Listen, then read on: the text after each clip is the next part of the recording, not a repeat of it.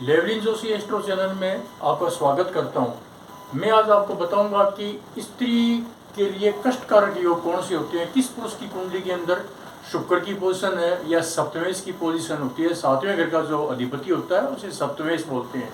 उनकी स्थिति अगर चिंताजनक होती है तो उनकी स्त्री को कष्ट होता है या स्त्री की कई बार मृत्यु भी हो जाया करती है।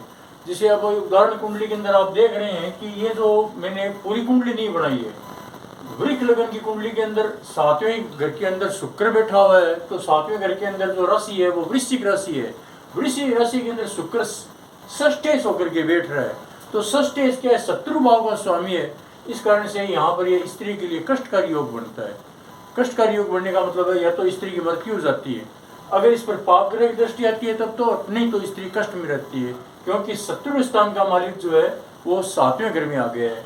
ठीक ये स्थिति आप यहाँ देख रहे हो, वृश्चिक लगन की कुंडली के अंदर सातवें घर के अंदर बुध बैठा हुआ है, तो सातवें घर के अंदर वृष राशि आती है, तो बुध जो है यहाँ पर आठवें घर का अधिपति होकर बैठ गया। तो आठवें घर का अधिपति होकर बैठने से क्या हुआ कि स्त्री के लिए कष्टकारी योग बनता है। नियम ये कहता है कि अगर मान लो सातवें घर के अंदर अगर षष्ठेश या अष्टमेश बैठ जाते हैं तो स्त्री के लिए कष्टकारी योग होता है।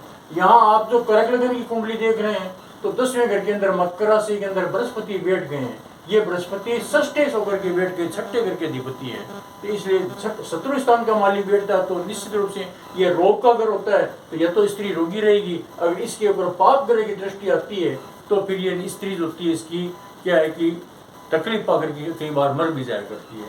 इसी प्रकार से यहाँ पर आप देख रहे कन्या लगन की कुंडली है, तो कन्या लगन की कुंडली के अंदर आप देखो तो यहाँ पर शनि बैठ गया है, तो मीन राशि के अंदर शनि बैठ गया है, कुंभ राशि है जो षष्ठेश के अंदर अधिपति शनि बैठ गए हैं, तो यही सेम स्थिति है। इसी प्रकार से आप यहाँ देखिए कि कन्या लगन की कुंडली के अंदर मीन राशि बैठती है सातवें घर के अंदर। सातवें घर का अधिपति जो है वो तो बृहस्पति है, लेकिन आठवें घर का अधिपति मंगल बैठ गया है यहाँ पर। हालांकि मित्र राशि में बैठा है, स्त्री कष्ट जरूर पाएगी, और यहाँ पर पाप ग्रह की दृष्टि आती है, निश्चित रूप से स्त्री की मृत्यु हो जाती है। ये मैंने आपको बात बताई, ये तो स्त्री के कष्टकारी योग बताए। एक अलग से एक योग और बनता है स्त्री के लिए कष्टकारी योग, मैं आपको बताऊं। जैसे कोई भी एक उदाहरण कुंडली अपन लें, आप ये देखो कोई सी एक कुंडली है, अगर यहाँ पर शुक्र मान लो यहाँ बैठ गए हैं शुक्र, और शुक्र के आजू बाजू के अंदर मान लो जैसे मंगल बैठ गया, यहाँ पर शनि बैठ गया है, तो शुक्र की पोजीशन पापाक्रांत हो गई। अगर शुक्र पापाक्रांत पोजीशन में है तब भी स्त्री को कष्ट होता है। अगर मान लो जैसे ये कोई कुंडली मान लो यहाँ पर आप ले रहे हैं, और इस कुंडली के अंदर मान लो आप देखो कि यहाँ पर मान लो शुक्र यहीं बैठ गया है, इस शुक्र के ऊपर अगर यहाँ एक तो मंगल है, इसकी दृष्टि आ गई 1 2 3 चौथी दृष्टि आ रही है शुक्र पे, शुक्र के अंदर खुद भी राहु आ गया है, तो ये जो शुक्र पापाक्रांत हो गए हैं। तो अगर मान लो यहाँ पर जो केतु आ गए हैं, राहु आ गए, तो पापाक्रांत शुक्र है, तो स्त्री कष्टकारी होगी, मृत्यु हो भी सकती है, नहीं भी होती है। एक अलग स्थिति और बताऊं मैं आपको कि जन्म कुंडली के अंदर शुक्र जो होता है वो कहीं भी बैठ जाओ, जन्म कुंडली मान लो यहाँ पर एक मैं आपको अलग से दूं, तो यहाँ पर मान लो शुक्र बैठ गए हैं,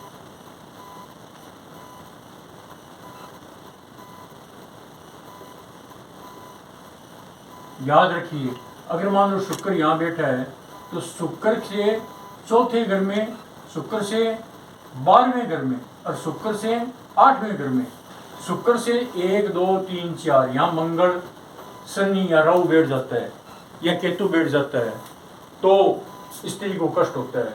शुक्र से 8वां घर 1 2 3 4 5 6 7 और 8, यहाँ पर मान लो राहु बैठ गया या शनि बैठ गया तो कष्ट। शुक्र से 12वां घर, यहाँ पर सूर्य बैठ गया है, शनि बैठ गया है, मंगल बैठ गया है। शुक्र से चौथे 8वें 12वें घर के अंदर पाप ग्रह का बैठना स्त्री के लिए कष्टकारी होगा। उस व्यक्ति की स्त्री को कोई न कोई मानसिक चिंता रहेगी या शारीरिक तकलीफ हो सकती है। आपने मेरे वीडियो को सुना, इसके लिए बहुत बहुत धन्यवाद।